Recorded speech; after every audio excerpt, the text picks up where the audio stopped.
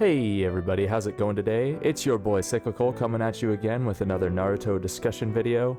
Now, the title and the thumbnail probably gave away what I'm talking about today, but I do need to go over just one thing really quickly, and that's that these power-ups aren't going to be who increases the most over the entire series. If that were the case, it would pretty obviously be Naruto taking the cake there, but instead I'm going to be talking about how much people progress from one instance of seeing the character to another. So for example, when Sasuke gets his curse mark versus when we see him at the start of Shippuden, that kind of thing. The other thing that I need to lay out is that once again, just like in my one versus an army video, these probably won't be in any particular order. You can feel free to debate who has the actual biggest increase in power, and also since I'm going over only 5 characters and their specific power-ups today, feel free to drop your own opinions in the comments below and let's have a talk down there about who you think has the most dramatic increase in strength from one point to the next. So, getting right into this video then, my number one choice is actually going to be the instance from which Naruto goes from his base form in Shippuden from the time he gets Sage Mode. Now, this takes Naruto from being someone who is roughly Jonin level, and that's mostly due to the fact that he can use the Shadow Clones and the Rasen Shuriken, to being someone who is above Kage level.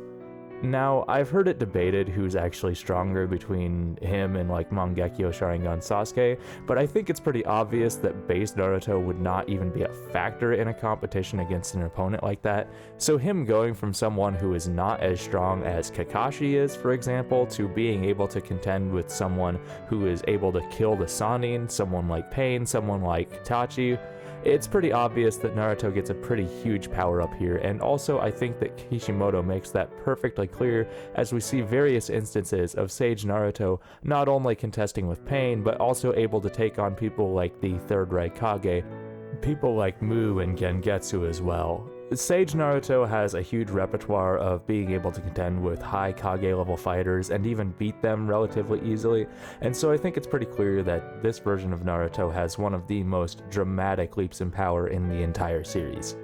Coming in at number 2 on my list, this one should also be pretty predictable, I would assume, to most of you, but it's going to be the gap in power between Mangekyo Sharingan Sasuke and when Sasuke gets his eternal Mangekyo Sharingan.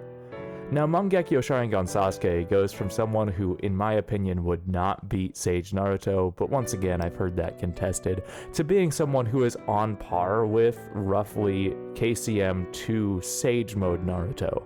I mean, he and Naruto together were able to contest with someone with the 10 tails absorbed into them.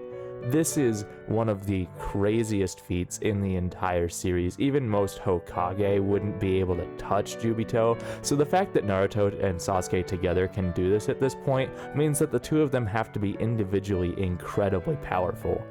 And if we take Mangekyo Sharingan Sasuke, someone who's roughly on par with people like the Sannin or the members of the 5 Kage, and compare him with his EMS version, someone who is probably stronger than Hashirama at this point, I think it's pretty clear to say that Sasuke as well has a pretty dramatic leap in power. Now, in at number 3 on my list, I'm going to continue the trend of characters hopping on some crazy bullcrap during the late stages of the war arc and talk about the difference between base Madara and Jubi Madara. Now, this is Madara with the powers of the 10 tails absorbed into him, and if Madara wasn't already strong before, I think he's like otherworldly at the point that he absorbs the 10 tails. He goes from being roughly on the same tier as people like Hashirama, KCM2 Naruto, and EMS Sasuke, to being able to easily beat a group of people this strong in a fight, and he's not even breaking a sweat. In fact, during the time that Naruto and Sasuke are incapacitated and about to unlock their 6 paths powers, Madara is laughing during his fight with 8th Gate Guy, someone who at the point we see him in the series is easily the second strongest we've ever seen in the entire run. That's second, of course, to this version of Madara, because if Guy didn't have help, he would have easily steamrolled him. This is to say that without the help of other Hokage level people, including people like Hashirama, Tobirama, Minato, and even the other allied Shinobi Forces members, that Guy would easily have lost to Madara, and that Madara really only even took heavy damage because he stood there and let Guy hit him with the Night Guy. This is a crazy increase in power, so much so that if you were to place almost every person in shinobi history against this one Madara at the same time, he'd probably still win at this point. Of course the tides start to turn on him a bit once Six Paths Naruto and Sasuke show up on the scene, but then he just needs to reabsorb the God Tree and all of a sudden he's completely unstoppable again. He launches the Infinite Tsukiyomi, effectively taking everybody but a few people out of existence in the shinobi world, and then when he's fighting this version of Naruto and Sasuke after the Infinite Tsukiyomi is lost, it seems like there's no way they can possibly beat him, and it's almost feels like a plot hole, the fact that Black Zetsu had to backstab Madara and summon a less intelligent opponent for Naruto and Sasuke to go up against. However you want to interpret the events of the Fourth Shinobi World War, I think it's pretty clear that Madara Uchiha, with the power of the Ten Tails absorbed, is on a completely different level from anything we have seen up to this point in the series, and anything that we would have thought possible up to this point as well. Now at number 4 on my list, and I think this is actually a more dramatic gap in power between base Madara and Jubi Madara, we have 8th Gate Guy. Now Guy goes from having the 7th gate open to the 8th gate here, and in 7th gate he's able to contend with the upper members of the Akatsuki, people like Kisame for instance, and even contend in a fight with people like White Mask Obito. He goes from being this roughly sub-Kage level of fighter to being someone who can take on and nearly destroy a Six Paths level character. This is a man who does not have Six Paths powers. He does not have Indra or Ashura chakra. He's not a Jinchuriki. He's not being boosted by anybody else's special chakra or any other magical nonsense like that.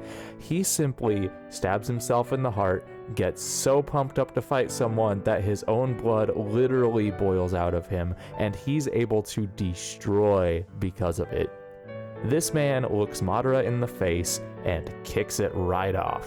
Well, not literally, he doesn't kick off Madara's head, but he does kick a huge hole in Madara's body, someone who no amount of ninjutsu or genjutsu will ever work against, someone who's really only vulnerable to being injured by sage jutsu, and Guy just steps up and hits him with taijutsu so hard that he nearly dies.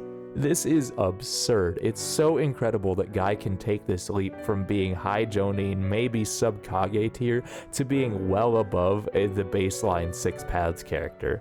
Honestly, if Guy had started going up against someone like Jubito instead of Madara with the Ten Tails, I think he would have won. And once again, while he wouldn't have the stamina to probably contend with this, if you were to put the entire verse against him, there's really nothing they could do until Guy runs out of stamina and falls over dead because of the 8th gate.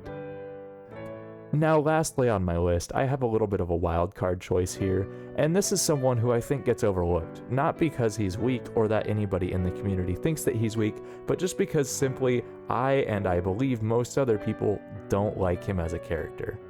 This is Kabuto, and specifically this is the difference between Kabuto when we see him at the Orochimaru hideout after Sasuke has killed Orochimaru versus the time that we finally get to see him fight again during his fight with Sasuke and Itachi. Kabuto goes from being someone who is roughly on par with Kakashi in part 1, someone who would probably have a hard time against people like Asuma or Yamato, and he takes a power up, and the next time we see him fight, he's able to put the moves on people like Itachi and EMS Sasuke. This is crazy. I've already talked about EMS Sasuke being one of the strongest people in the verse at this point in this video, and Itachi's right there with him, and Kabuto's taking on 2 of these people at once. You could probably argue who on this list has the biggest power up overall, but I think it's fair to say that Kabuto's is by far the most dramatic, mostly because you wouldn't ever expect it from a character that seems this minor.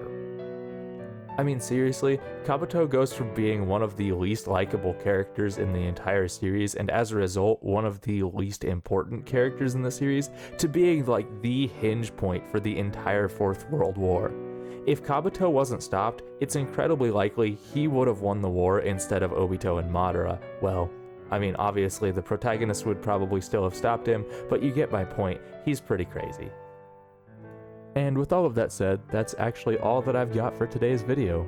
I hope you guys enjoyed it. I thought it was kind of a fun discussion. I just like to take the chance every once in a while to gush about my favorite series and talk about some of the coolest moments in the show, and usually those cool moments come from characters becoming way more badass than we thought they were previously. So now I'll go ahead and I'll turn it over to you guys. Leave me a comment down below if you think I missed anybody. Do you think that maybe some of these power-ups are less dramatic than I made them out to be, or do you think I've undersold any of them? Go ahead, let's have a talk down below, but until then, that's going to be the end of everything that I really wanted to talk about today. I'll hope to see everybody in the next video, and until then, you all stay safe, have a good rest of your day, and goodbye.